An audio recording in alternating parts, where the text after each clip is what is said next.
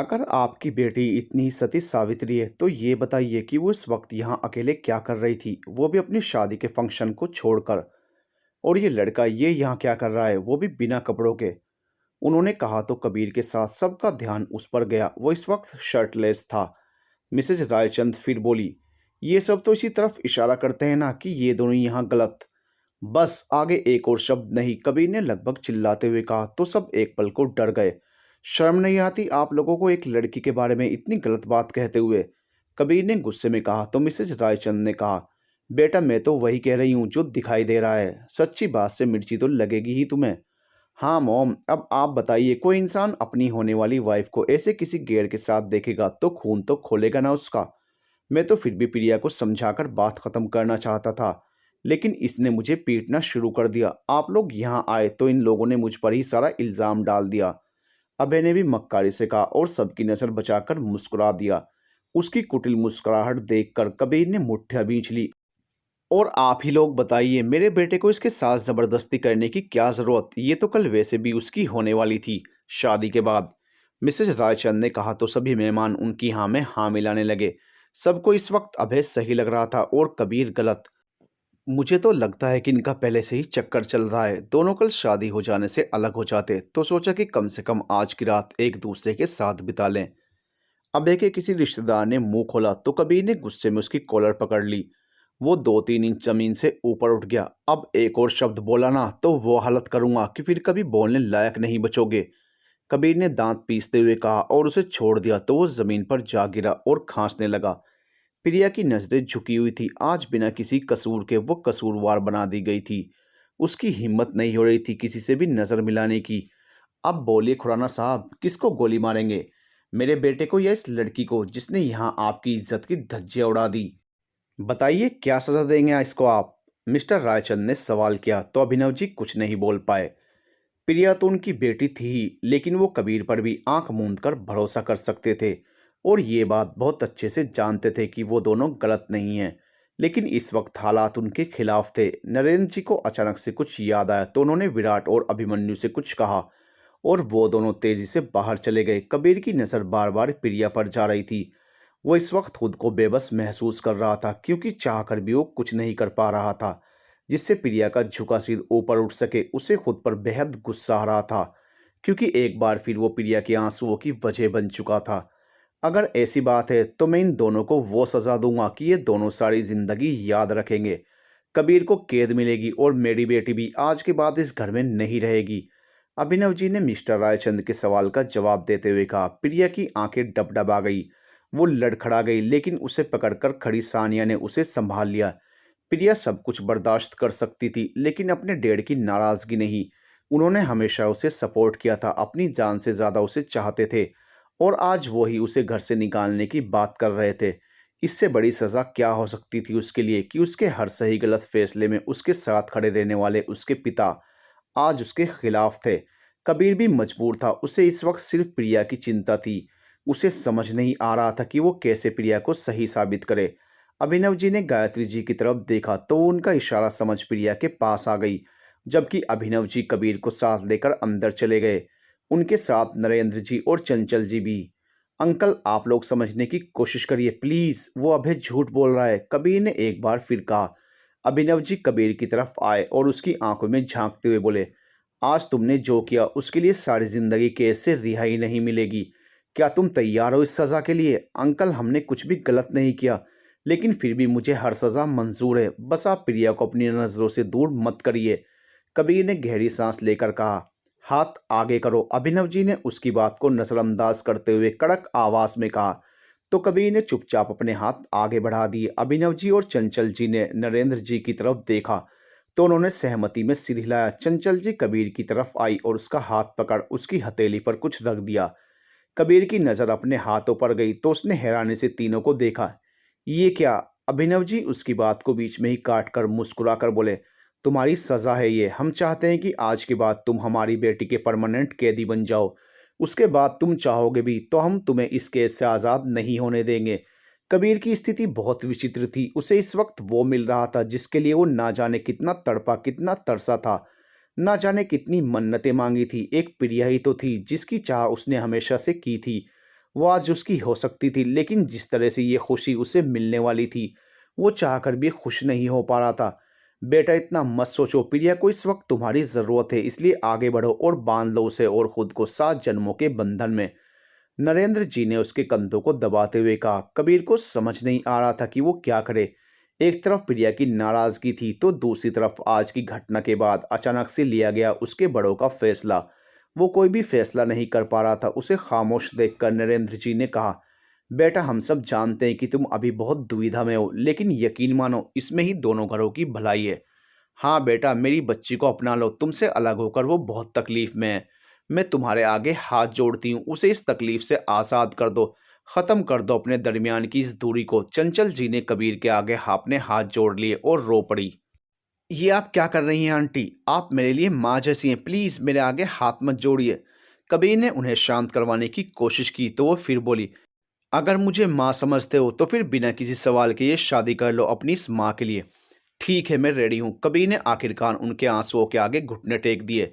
सब खुश हो ही रहे थे कि उसने कहा, लेकिन कोई भी फैसला लेने से पहले मैं एक बार प्रिया से बात करना चाहता हूँ। अगर उसे इस डिसीजन से कोई भी परेशानी होगी तो मैं कभी ये शादी नहीं करूँगा। बेटा हम उससे इस बारे में बाद में बात करेंगे, अभी वो कुछ समझ नहीं पाएगी, चंचल जी ने कहा। वो किसी भी हालत में उन दोनों को एक करना चाहती थी, और अगर इस वक्त प्रिया से पूछा जाता तो वो हर हाल में इनकार करती। हाँ बेटा, इस वक्त उससे बात करना ठीक नहीं है। उसकी मानसिक स्थिति इस वक्त ऐसी नहीं होगी कि वो कोई भी सही फैसला ले सके। अभिनव जी ने चंचल जी की बात से सहमति जताई, लेकिन एक तकलीफ से बचाने के लिए दूसरी तकलीफ देना कहाँ की समझदारी है। इस तरह से हुई शादी से उसे सिर्फ दुख होगा। कबीर ने अपनी बात रखी। हो सकता है आज वो इस शादी से दुखी हो जाए, लेकिन आगे चलकर सबसे ज्यादा खुश वो ही होगी। ये बात तुम भी अच्छे से जानते हो, वो तुमसे बहुत प्यार करती है। हाँ बेटा, मेरे एक डर की वजह से मेरी बेटी को बहुत तकलीफ झेलनी पड़ी है, और उसके साथ ही तुमने भी बहुत दर्द सहा है। अब वक्त आ गया है कि तुम दोनों को तुम्हारी खुशियां मिलें। अभिनव जी ने नम आंखों से कहा। कबीर ने गहरी सांस ली और बाहर चला आया। उसने प्रिया को देखा, जो अभी भी उसी तरह सिर झुकाए खड़ी थी। कबीर का दिल भर आया। उसने एक बार फिर अभिनव जी और अपने पिता की तरफ देखा, तो उन्होंने उसे आगे बढ़ने का इशारा किया। उसने प्रिया के पास खड़ी अपनी माँ की तरफ देखा, तो गायत्री जी ने भी गर्दन हिलाकर सहमति दे दी। वो तेज कदमों से प्रिया की तरफ बढ़ा और झटके में उसकी मांग भर दी। सब चौंक उठे। प्रिया तो जम सी गई। उसे कबीर से ऐसी किसी हरकत की उम्मीद नहीं थी। वो कभी अपने हाथों और कपड़ों पर गिरे सिंदूर को देखती, तो कभी कबीर को। खुराना साहब, ये क्या तमाशा है? ये 2 टके का लड़का अपनी हद पार किए जा रहा है और आप सब तमाशा देख रहे हैं। मिस्टर रायचंद गुस्से में चीख उठे। इसने जो किया सही किया, और हद आप पार कर रहे हैं। जिसे आप 2 टके का लड़का कह रहे हैं, आपको अंदाजा भी है कि कौन है वो? कौन है? कहीं का प्राइम मिनिस्टर तो नहीं है ना? उन्होंने व्यंग्यात्मक लहजे में कहा। उनका गुस्सा साफ दिखाई पड़ रहा था। इनका पूरा नाम मेजर कबीर नरेंद्र राजपूत है। ये मेरे बड़े भाई हैं और राजपूत खानदान के बड़े बेटे। विराट ने आगे आते हुए कहा। वो और अभिमन्यु अब तक लौट आए थे। मिस्टर और मिसेज रायचंद के साथ वो लोग भी हैरान रह गए, जिन्होंने अब तक कबीर को नहीं देखा था। अभय भी हैरान था। इसलिए आप इतना सब होने के बाद भी इनकी तरफदारी कर रहे हैं क्योंकि ये राजपूत खानदान का बेटा है? मिसेज रायचंद ने कहा। जी नहीं, मैं इसलिए इनके हर फैसले में साथ हूँ क्योंकि ये सही हैं। जो भी इनको करीब से जानते हैं उन सबको पता है कि कबीर कभी कोई गलत काम नहीं कर सकते। हम सबको इन पर गर्व है, अभिनव जी ने कहा। आप सब कुछ अपनी आंखों से देखने के बाद भी ये बोल रहे हैं? आंखों देखी को झुठलाना तो कोई आपसे सीखे, मिस्टर रायचंद ने कहा। हमने कहा ना कि हमें इस बात का पूरा यकीन है कि कबीर कभी कुछ गलत नहीं करेंगे, और हमारी बेटी वो हमारा गुरूर है। इन दोनों पर भरोसा करने के लिए हमें किसी सबूत की ज़रूरत नहीं है। हम जानते हैं कि ये कभी हमारा यकीन नहीं तोड़ेंगे। अभिनव जी के जवाब से जहां रायचंद जी तिलमिला गए, वहीं प्रिया को थोड़ी राहत मिली। फिर भी आप लोगों का मुंह बंद करने के लिए हम सबूत भी दिखाएंगे, नरेंद्र जी ने आगे आते हुए कहा। तो अभय जल्दी से बोल पड़ा, लेकिन सीसीटीवी फुटेज तो नहीं मिली ना? वो तो इस वाले कैमरे की जो खुराना हाउस में लगा है, लेकिन हमारी तरफ मौजूद कैमरे की फुटेज अब भी हमारे पास है। कहते हुए उन्होंने विराट को इशारा किया, तो वो लैपटॉप लेकर आगे आया और अपने फ़ोन से उसे कनेक्ट कर दिया।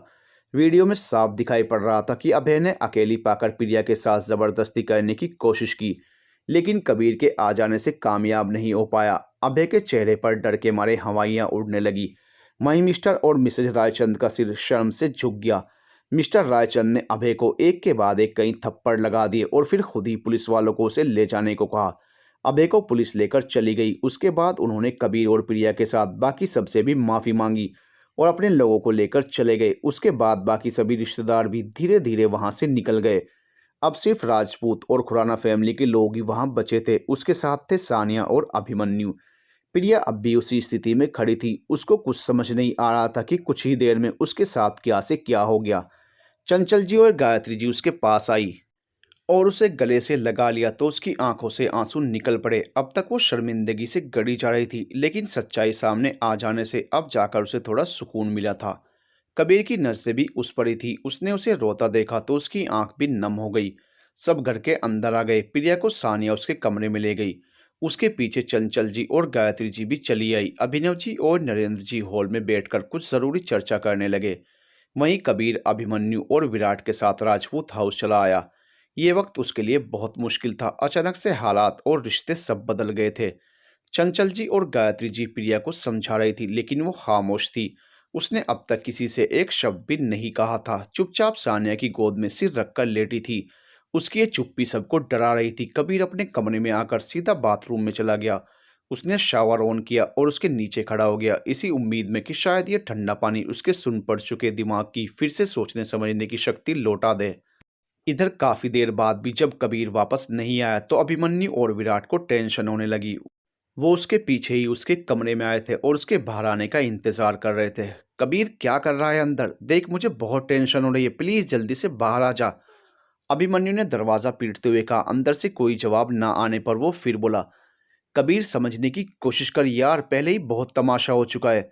अब ये सब खत्म करने की कोशिश कर प्लीज, और मत परेशान कर। भाई आपको मोम की कसम, बाहर आइए प्लीज, इस बार विराट ने कहा। लेकिन अंदर से कोई जवाब नहीं आया। हाँ, शावर की आवाज जरूर बंद हो गई थी। कुछ देर बाद दरवाजा खुला तो दोनों दरवाजे पर ही मौजूद थे। उन्होंने कबीर को देखा तो दोनों ही चौंक गए। वो सर से लेकर पांव तक भीगा हुआ था। आंखें लाल हो चुकी थी। विराट जल्दी से टॉवल लाया और उसका सिर पोंछने लगा। ये क्या पागलपन है कबीर? इतनी ठंडक में भी भीगने की क्या जरूरत थी? कुछ हो जाता तो? अभिमन्यु ने उसे डांटते हुए कहा। ऑलरेडी इतना बुरा हो चुका है, इससे बुरा क्या होगा अब? कबीर के होंठों पर अजीब सी मुस्कान आ गई। वो लगातार दीवार को घूरे जा रहा था। विराट से उसकी हालत नहीं देखी गई तो वो बाहर चला गया। अभिमन्यु कबीर के साथ ही था। वो उसे किसी भी हाल में अकेला नहीं छोड़ सकता था, क्योंकि उसे बहुत अच्छे से पता था कि इस वक्त कबीर के दिमाग में क्या चल रहा है। और इस वक्त उसके साथ किसी का होना बहुत ज़रूरी है। देख, जो होना था हो गया। एक तरह से ये सब ठीक ही हुआ। प्रिया उस अभय के चंगुल में फंसने से बच गई। वो कहते हैं ना कि जो होता है अच्छे के लिए होता है। वो जिसकी अमानत थी उसके पास लौट आई। कुछ देर की खामोशी के बाद उसने कबीर को समझाने की कोशिश की। मुझे खुद भी इस बात की खुशी है कि उसकी शादी उस घटिया शख्स से नहीं हुई। लेकिन कबीर खामोश हो गया तो अभिमन्यु ने पूछा, लेकिन क्या? हमारी शादी भी नहीं होनी चाहिए थी यार। और इस तरह से तो बिल्कुल भी नहीं। ये बहुत गलत हुआ है। कुछ गलत नहीं हुआ। तुम दोनों को शायद ऐसे ही जुड़ना लिखा था। ऊपर वाले का लिखा कौन बदल सकता है आखिर? उसे भी शायद तुम पर तरस आ गया, इसलिए तेरी मोहब्बत को जन्म जन्म के लिए तेरा बना दिया। अभिमन्यु ने कहा तो कबीर ने कोई जवाब नहीं दिया। इसलिए अभिमन्यु ने ही फिर बात की शुरुआत की। ज्यादा मत सोच, सब अच्छा होगा। देख, शुरुआत तो हो चुकी है। कबीर शांत था, लेकिन उसके दिमाग में उथल पुथल मची हुई थी। जहां तक वो प्रिया को समझता था, वो इस रिश्ते को इतनी आसानी से स्वीकार नहीं करेगी। उसे प्रिया की खामोशी डरा रही थी। वो जानता था कि यह खामोशी आगे आने वाले तूफान का संकेत है। लेकिन उसने इस बारे में अभिमन्यु से कुछ नहीं कहा, क्योंकि वो पहले ही परेशान था। ये सब सुनकर और भी परेशान हो जाता। उनकी शादी को लगभग 20 दिन बीत चुके थे। कबीर प्रिया से बात करना चाहता था। इसके लिए वो उसके घर भी कई बार गया, लेकिन प्रिया उसके सामने ही नहीं आई। वो दिन भर अपने कमरे में ही रहती थी। बस विराट और सानिया से ही थोड़ी बहुत बात कर लेती। कबीर के साथ शायद वो अपने घर वालों से भी नाराज थी। सब परेशान थे दोनों के रिश्ते को लेकर। अभिनव जी को बहुत पछतावा था। अगर वो उस वक्त कबीर के सामने शर्त नहीं रखते तो आज उनकी बेटी पहले की तरह ही हंसती मुस्कुराती होती और कबीर इतना परेशान नहीं होता। उनके एक डर ने उन दोनों के रिश्ते के भविष्य पर प्रश्न चिन्ह लगा दिया था। किसी को पता नहीं था कि आगे क्या होगा। कबीर का हाथ अब काफी हद तक ठीक हो चुका था। उस दिन प्रिया को बचाने में जो चोट लगी थी वो भी अब भर रही थी। इसलिए दोनों घरों के बड़ों ने आपसी सहमति से उन दोनों को रिसेप्शन कर दिया और उसी शाम को प्रिया विदा होकर राजपूत हाउस आ गई। वहां कुछ रस्मों के बाद गायत्री जी ने प्रिया को कबीर के कमरे में पहुंचा दिया। कबीर परेशान था, वो इस वक्त बाहर गार्डन में बैठा था। उसे अपने कमरे में ही जाने में डर लग रहा था। वो जानता था सबके सामने प्रिया भले ही खामोश थी, लेकिन आज उसके सामने उसकी ये खामोशी जरूर टूटेगी।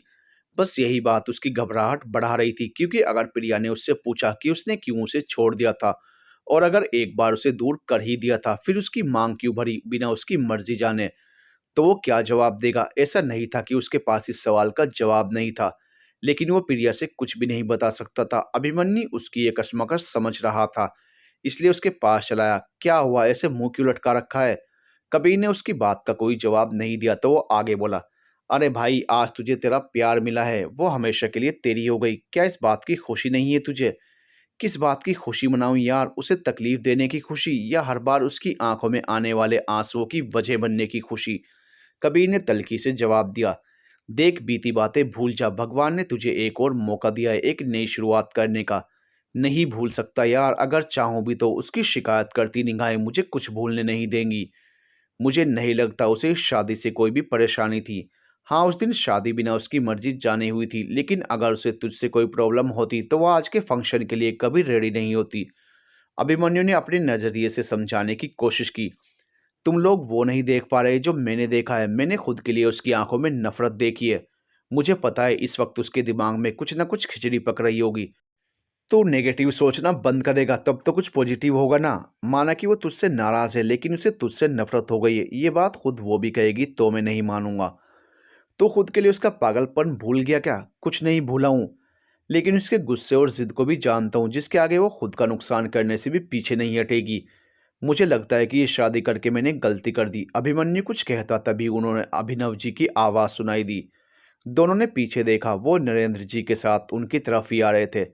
ऐसा सोचना भी मत कि तुमने ये शादी करके कोई गलती की है, बल्कि इस शादी से तुमने उन सारी गलतियों को ठीक किया है जो पहले हुई थी।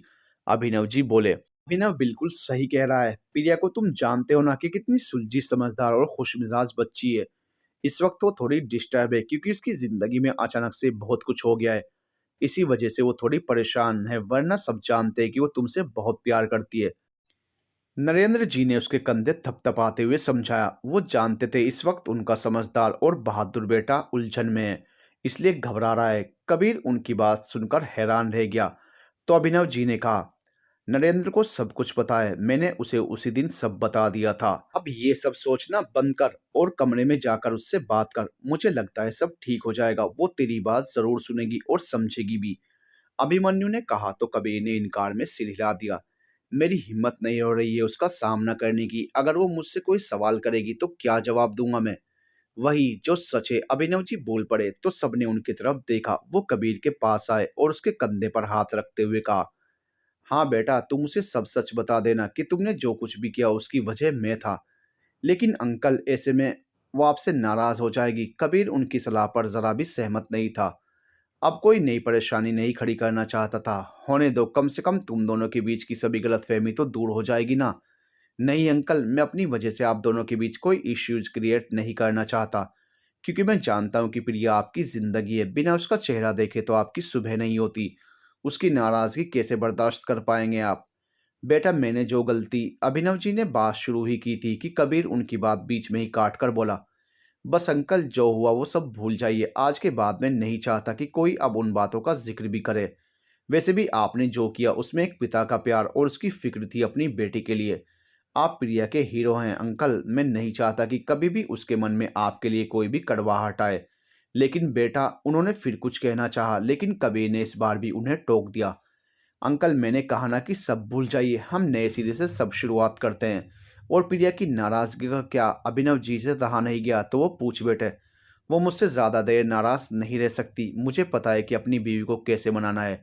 ट्रस्ट मी, बहुत जल्दी मैं सब ठीक कर दूंगा। कबीर के लहजे में इस बार आत्मविश्वास था, जिसे महसूस करके सबको थोड़ी उम्मीद मिली। हम सबको आप पर पूरा भरोसा है बेटे, अभिनव जी ने मुस्कुराकर कहा। तो कबीर भी हल्का सा मुस्कुराया। Thank you uncle. अब आप भी हमें डेढ़ कहने की आदत डालिए बरखुरदार। सिर्फ हमारी बेटी से नहीं, हमसे भी रिश्ता बदल चुका है आपका। अभिनव जी हल्के फुल्के अंदाज में बोले तो उनकी बात पर सब मुस्कुरा उठे। एक बात पूछें आपसे? कबीर ने अचानक से कहा। यही ना कि मैंने अचानक से इस शादी का डिसीजन क्यों ले लिया? वो उसकी बात समझते हुए बोले। कबीर ने सिर हिला दिया। बेटा, मैंने बहुत कोशिश की तुम्हारी जगह किसी और को अपनी बेटी की जिंदगी में शामिल करने की, लेकिन उसके चेहरे की मुस्कान और वो चमक वापस नहीं ला पाया जो तुम्हारे साथ होने पर होती थी। ये बात मेरे दिल को लगातार कचोट रही थी, लेकिन मैं जानबूझकर अनजान बना हुआ था। मुझे लगता था कि मैं प्रिया का भविष्य सुधार रहा हूँ, लेकिन जब उस दिन अभय की सच्चाई सामने आई तो मैं भीतर तक दहल गया। अगर उस लड़के से मेरी फूल सी बच्ची की शादी हो जाती तो? इस सवाल ने मुझे झकझोर कर रख दिया। बस मैंने बिना देरी किए निर्णय ले लिया उसी वक्त तुम दोनों की शादी करवाने का। इसमें नरेंद्र ने बिना कोई सवाल किए मेरा साथ दिया। लेकिन अंकल, ये सब बाद में भी तो हो सकता था ना? कबीर ने पूछा। जरूर हो सकता था बेटा, लेकिन मैं खुद से ही डर रहा था कि कहीं बाद में मैं फिर से कमजोर पड़कर कोई गलत फैसला ना कर लूं। कहीं तुम्हारी जॉब, तुम्हारा जुनून मुझे फिर से ना डराने लगे। उन्होंने सच्चाई से अपनी बात रखी तो कबीर ने तुरंत कहा, लेकिन मैंने आर्मी अब भी नहीं छोड़ी है। एक बार ठीक होने पर मैं दोबारा ज्वाइन कर लूंगा। कोई बात नहीं बेटा, अब मैं तुम्हारे फर्ज के आड़े नहीं आऊंगा, क्योंकि अब मुझे समझ आ गया है कि किस्मत का लेखा कोई नहीं बदल सकता। मैंने कोशिश की लेकिन कामयाब नहीं हो पाया। बस इतनी विनती है कि जब भी अपनी जान जोखिम में डालने का सोचो, एक बार मेरी प्रिया का चेहरा याद कर लेना।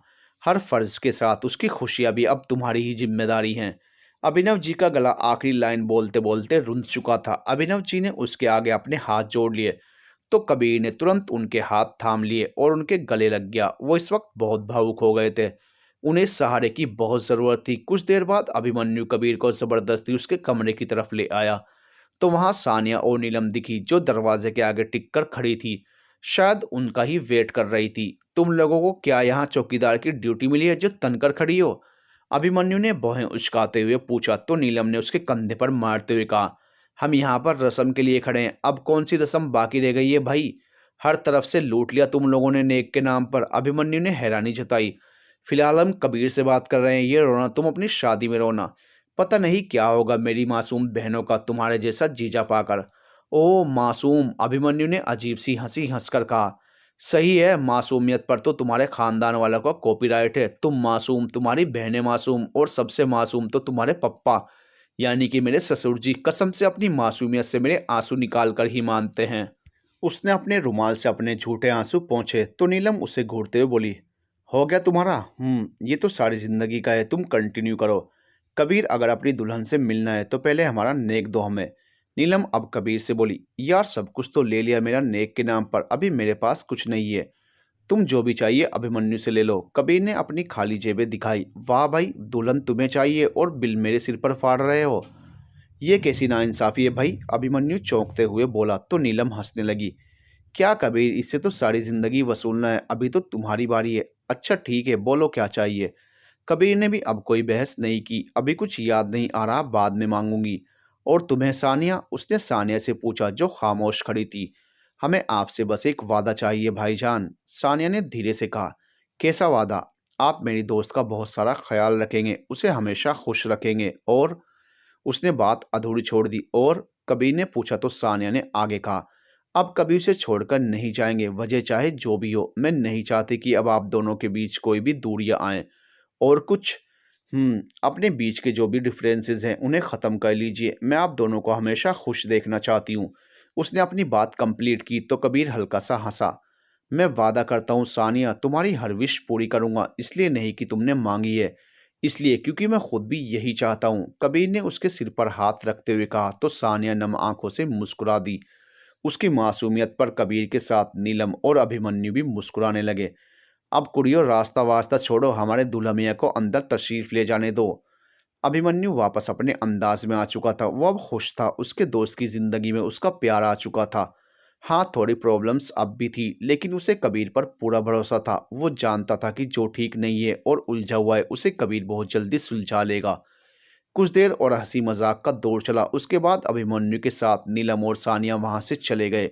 उनके जाने के बाद भी कबीर बहुत देर तक वहीं दरवाजे पर खड़ा रहा। जब प्रिया का सामना करने की थोड़ी हिम्मत जमा हुई तो उसने एक गहरी सांस भरी और कमरे में चला। अंदर आते ही वो बुरी तरह चौंक गया। अब तक की जमा की सारी हिम्मत एक झटके में गायब हो गई और फिर से एक डर उसके चेहरे पर नजर आने लगा। उसने कमरे में चारों तरफ नजर दौड़ाई। ऐसा लग रहा था कि कमरे में कोई भूकंप आकर चला गया है। हर चीज़ बिखरी थी, सब कुछ टूटा-फूटा। वो जानता था कि वो इस वक़्त गुस्सा होगी, लेकिन उसके अंदर इतना गुस्सा है, ये अब समझ आ रहा था।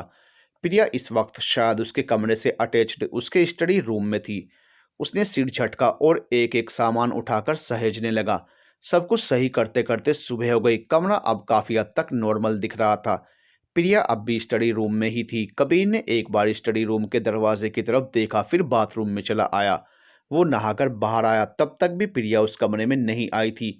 कबीर को उसकी टेंशन होने लगी। उसने अपने कबर्ड से मास्टर की निकाली और धीरे से स्टडी का दरवाजा खोला। अंदर वो बेफिक्र होकर सोफे पर सोई हुई थी। कबीर के होंठों पर इतने दिनों बाद पहली बार हल्की सी मुस्कान आई। उसने दरवाज़ा वापस बंद कर दिया और विंडो के पास रखी चेयर पर बैठ गया। कई दिनों की मानसिक थकान और पिछली रात बिल्कुल भी ना सो पाने की वजह से उसे वहीं नींद आ गई। अभी इस बात को कुछ वक्त ही बीता होगा कि एक तेज आवाज़ से उसकी आंख खुल गई। उसने आवाज़ की दिशा में देखा, सामने टेबल पर रखा फ्लावर पॉट नीचे गिरा था। उसने पास खड़ी प्रिया को देखा जो उसे गुस्से में देख रही थी। कबीर को समझते देर नहीं लगी कि यह प्रिया ने जानबूझकर किया है, इसलिए उसने कुछ नहीं कहा और बाथरूम की तरफ जाने लगा। लेकिन उससे पहले ही प्रिया बाथरूम में जा घुसी। कबीर ने उसकी बचकानी हरकतों पर सिर हिला दिया और अपने कदम पीछे खींच लिए और वास के टुकड़े उठाने लगा। हालांकि राजपूत विला में नौकरों की कोई कमी नहीं थी, लेकिन कबीर नहीं चाहता था कि किसी को भी वहां के बारे में कुछ पता चले, खासकर कि दोनों के घर वालों को। उसने सब समेटकर वापस सोफे से सिर टिका लिया और आंखें बंद करके आगे क्या करना है ये सोचने लगा। सानिया सोकर उठी तो नीलम को बालकनी में खड़ी होकर किसी सोच में गुम देखा, इसलिए वो भी उसके पास चली आई। क्या सोच रही हो? कबीर और प्रिया के बारे में सोच रही थी। इतने टर्न्स और ट्विस्ट तो बॉलीवुड मूवीज में ही देखने को मिलते हैं। मुझे तो उस वक्त ऐसा लग रहा था कि जैसे सस्पेंस और थ्रिल से भरी किसी मूवी का सीन चल रहा हो, जिसमें प्यार था, एक्शन था और रोना धोना एंड ऑल। लेकिन अच्छी बात है कि अंत में सब हैप्पी हो गया। प्रिया को उसका सही लाइफ पार्टनर मिल गया, वरना उसकी तो जिंदगी ही खराब हो जाती उस अभय के साथ। सानिया ने भी उसकी बात से सहमति जताते हुए अपनी राय रखी। पता नहीं क्या देखा था अंकल ने उसमें, मुझे तो वो किसी भी तरह से प्रिया के लायक नहीं लगा था। ब्लडी डबल फेस कहीं का, पढ़ा लिखा गंवार। नीलम ने बुरा सा मुंह बनाकर कहा। अच्छा देखो, बातों में मैं भूल गई कि आंटी ने तुम्हारे जागने के बाद तुम्हें लेकर नीचे आने को कहा था। नीलम को अचानक से याद आया तो उसने सानिया को जल्दी से फ्रेश होकर आने को कहा और खुद भी रेडी होने चली गई। प्रिया जब बाथरूम से वापस आई तो उसने कबीर को वापस सोते हुए देखा तो चिढ़ गई। कबीर ने उसका बाहर आना नोटिस किया, लेकिन उसने अपनी आंखें नहीं खोली।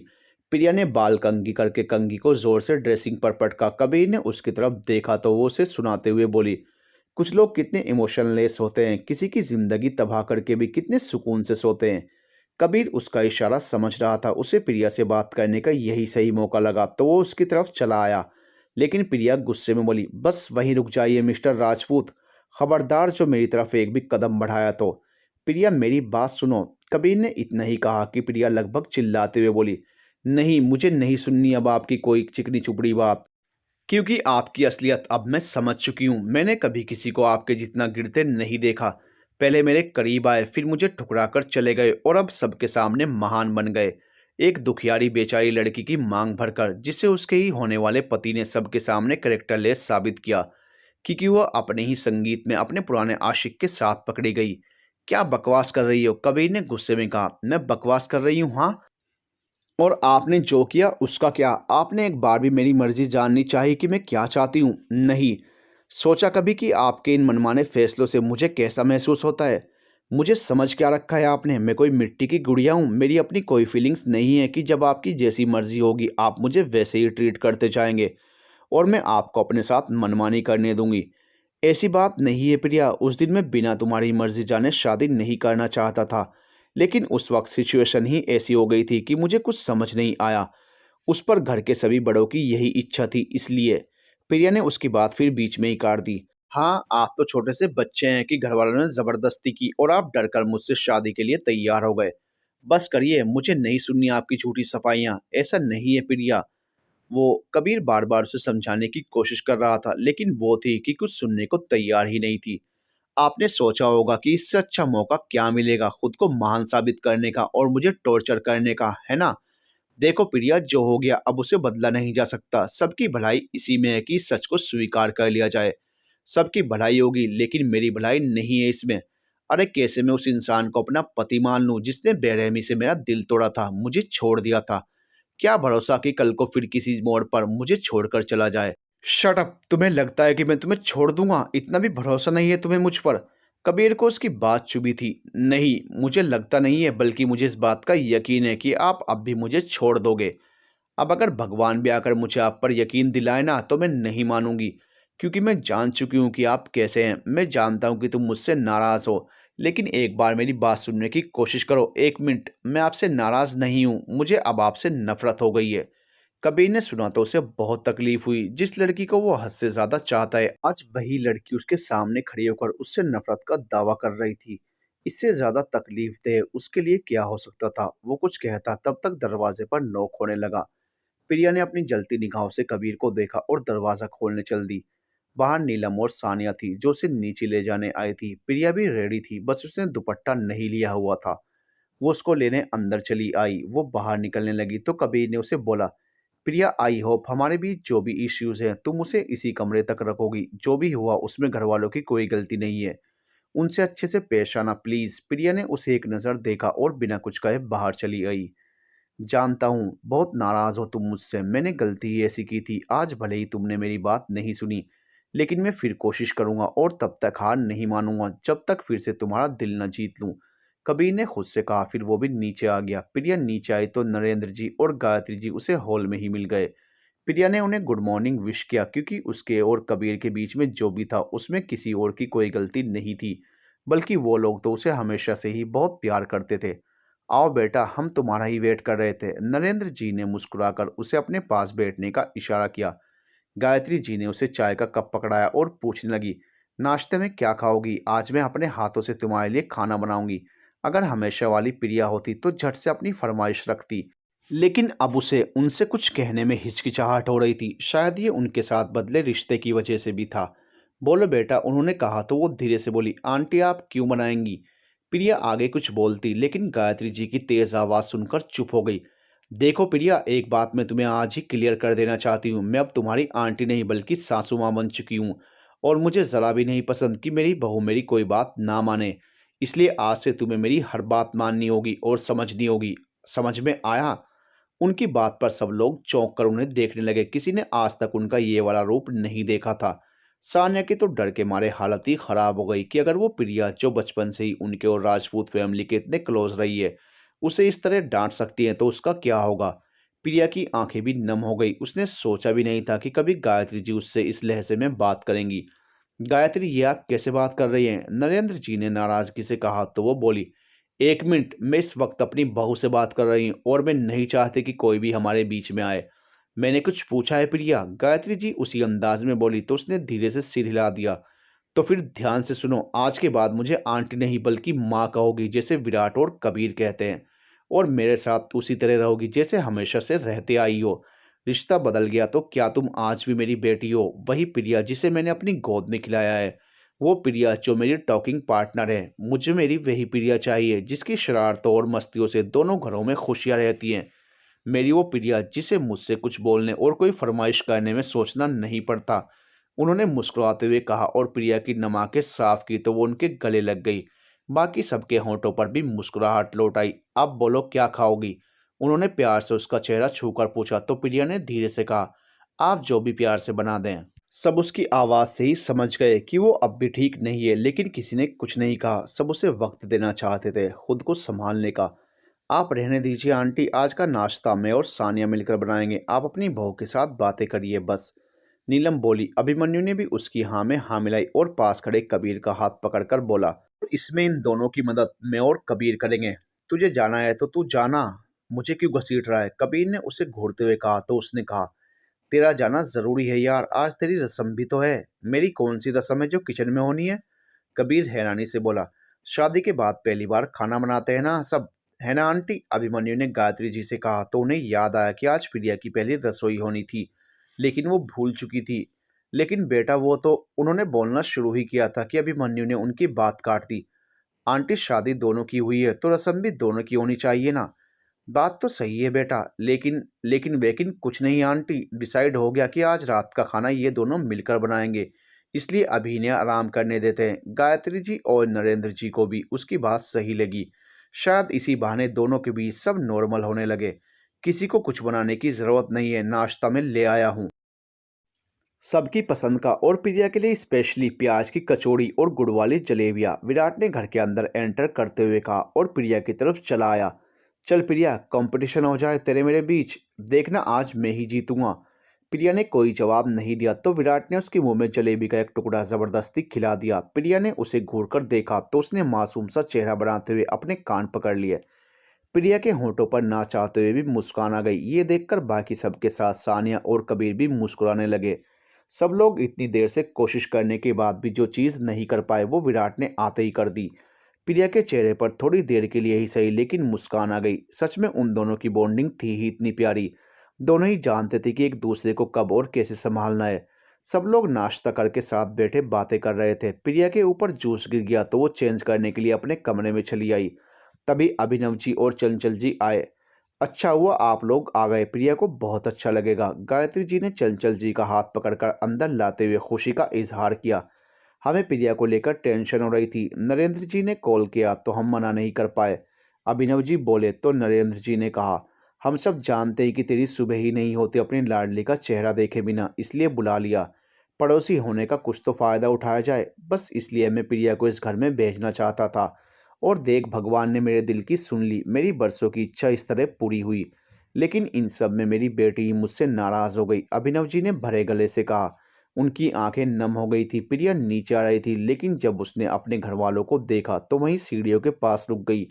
उसको अपने डैड को इस तरह देखकर बहुत गिल्टी फील हुआ। वो जानती थी कि उसके डैड की जान बसती है उसमें, फिर भी वो उनसे बात न करके उनको सजा दे रही थी। उसने उसी वक्त सोच लिया कि कबीर से जो भी प्रॉब्लम्स है उसके लिए वो बाकी फैमिली मेंबर को हर्ट नहीं करेगी। तभी उसने देखा कि कबीर अभिनव जी के पास आया और उनके कदमों में बैठकर बोला, सब ठीक हो जाएगा अंकल, मुझ पर भरोसा रखिए। तुम पर तो खुद से ज़्यादा भरोसा हो गया है बेटा। जानता हूँ कि मेरी प्रिया को तुमसे अच्छा जीवन साथी नहीं मिल सकता था। अभिनव जी उसके सिर पर हाथ रखकर बोले। प्रिया को अपने पिता के साथ कबीर की बॉन्डिंग जरा भी अच्छी नहीं लगी। वो गुस्से से अपने कमरे में चली आई। देखो, मैं तो कहती हूँ कि तुम और चंचल दोनों रोज सुबह का नाश्ता यहीं करो अपनी बेटी के साथ। गायत्री जी ने सलाह दी तो चंचल जी हिचकिचाहट से बोली, अरे नहीं, कभी कभी की बात ठीक है लेकिन रोज रोज बेटी के ससुराल आना ठीक नहीं है। अरे आंटी, किस जमाने में जी रहे हैं आप लोग? ये घर आपका अब भी उतना ही है जितना पहले था, कुछ नहीं बदला है। विराट ने कहा तो नरेंद्र जी बोले, विराट सही कह रहा है, हम समधी बाद में हैं, पहले तो हम दोस्त हैं ना, और अपने दोस्त के घर आने में कैसी हिचक। हाँ डैड, आप लोग जब चाहें प्रिया से मिल सकते हैं, वो इस घर की बहू बाद में है, पहले आपकी बेटी है। कबीर ने भी सहमति जताई तो चंचल जी और अभिनव जी दोनों ही इमोशनल हो गए। साथ ही तसल्ली हो गई कि उनकी लाडली एकदम सही हाथों में है। वो दोनों बहुत देर तक प्रिया का वेट करते रहे लेकिन वो नीचे आई ही नहीं, इसलिए वो भी मायूस होकर घर चले गए। अभिनव जी और चंचल जी का मायूस होकर लौटना किसी को भी अच्छा नहीं लगा। कबीर को भी प्रिया की इस हरकत पर बहुत गुस्सा आया। वो अपने रूम में आया तो प्रिया बालकनी में खड़ी होकर अपने पेरेंट्स को देख रही थी, जो राजपूत विला से निकलकर खुराना हाउस में एंटर कर रहे थे। तभी उसे कमरे में किसी के आने की आहट हुई तो उसने झटके से अपने आंसू साफ कर लिए। ये क्या तरीका था प्रिया? तुम्हारे पेरेंट्स स्पेशली तुमसे मिलने आए थे, तुम नीचे क्यों नहीं आई? कबीर ने नाराजगी से पूछा। वो सीधा उसकी तरफ चला आया था। आप होते कौन हैं मुझसे सवाल पूछने वाले? मेरी मर्जी, मैं किसी से मिलूं या ना मिलूं। वैसे भी उन्हें जिससे मिलना था वो तो उनके पास ही बैठा था, उनका हमदर्द बनकर। उसका इशारा कबीर की तरफ था जिसे कबीर बखूबी समझ रहा था। उसने उसे शांत स्वर में समझाने की कोशिश की। वो पेरेंट्स हैं तुम्हारे, मुझ पर आए गुस्से की वजह से तुम उन्हें क्यों हर्ट कर रही हो? उनकी क्या गलती है?